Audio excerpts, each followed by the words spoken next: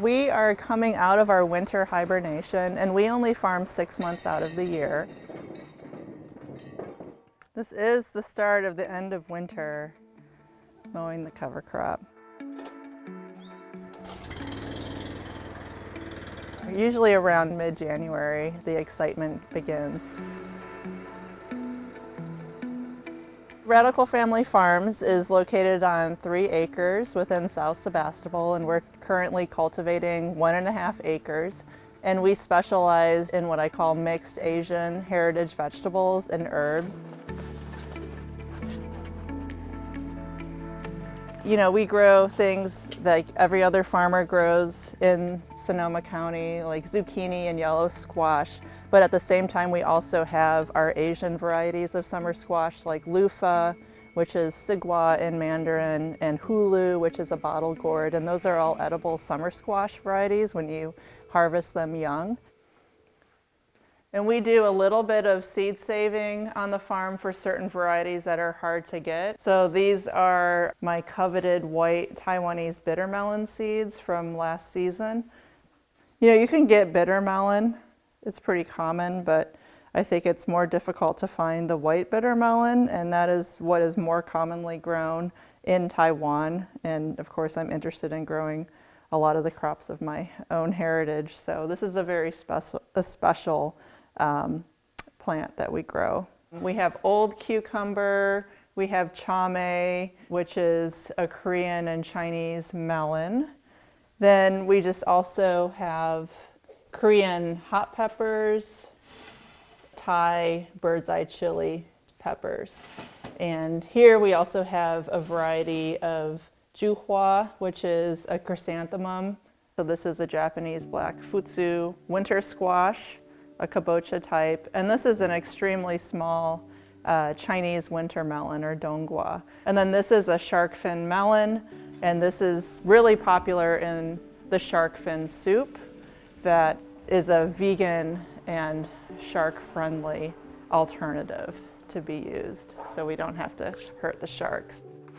I think the biggest part of our CSA that is kind of significant within the Asian crops are the herbs. So we do a lot of perilla, shiso, Thai basils, holy basils. Yeah, so those play a significant part of our CSA. We actually moved on to the farm in 2018, and we had spent 2017 in Taiwan, and my kids were learning Mandarin, and we were staying in Taipei and with local farming families on the east coast of Taiwan. Deciding to grow and specialize in Asian vegetables is just another way to bring myself closer to my Asian and Chinese and Taiwanese heritage. And also, being a multi-Asian household, my kids are also of Korean descent. I wanted them to know, part of that heritage through the food that we produce. And, as being a child of immigrants, we lost so much in the immigration process, and this is just one more step that I can take to bring myself closer to heritage that have been assimilated during the process of immigration.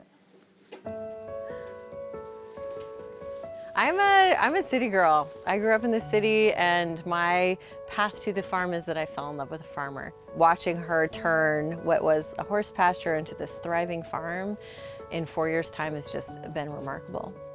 So what we'll do is we'll mow everything down and then tarp it, and that will kill all the weeds and get the organic matter breaking down into the soil, so then when we're ready to plant, let's go. Family is super, super, super important to Leslie, and so it's been amazing to have her create the farm, to honor her family heritage, but also watch it evolve into something that will inform her kids' generation and future generations. I think I'm going to do this one first. I think that's all clear. Yeah, it is. Yeah. When I first started the farm, identity farming was a relevant and significant term. And I was basically using my personal cultural heritage and family history as a way of informing all of the decisions that I made on the farm and what crops that I wanted to grow and explore and learn from. And yeah, I mean, it's still part of our farming values, but now we're really focused on trying to supply excellent quality, nutrient dense Asian crops for some seniors in need and families in need. And when I first started the farm, it was different and specialized to me because we didn't have access to a lot of these crops growing up, and I grew up in the Midwest. But for most of the folks who are children of immigrants or have come recently from Asia, these are not specialized crops. They're just, crops of their heritage. She found community of other people on the same journey, searching for meaning or cultural relevance through food. And so our farm box really was a gift. It was an exploration. It was a challenge, and it created all these beautiful memories of people that may have not had these vegetables since they were in Taiwan or their Chinese grandmother cooked them something. So I love the historical significance of the fresh vegetables that our farm boxes bring.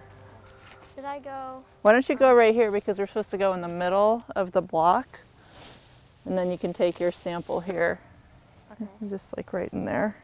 I feel like it is a complicated story, and there's no single message really, except that it is a lifelong learning process for me to understand my roots and my history. And the farm is really just one part of that process. It's not the end all or be all, it's just one part.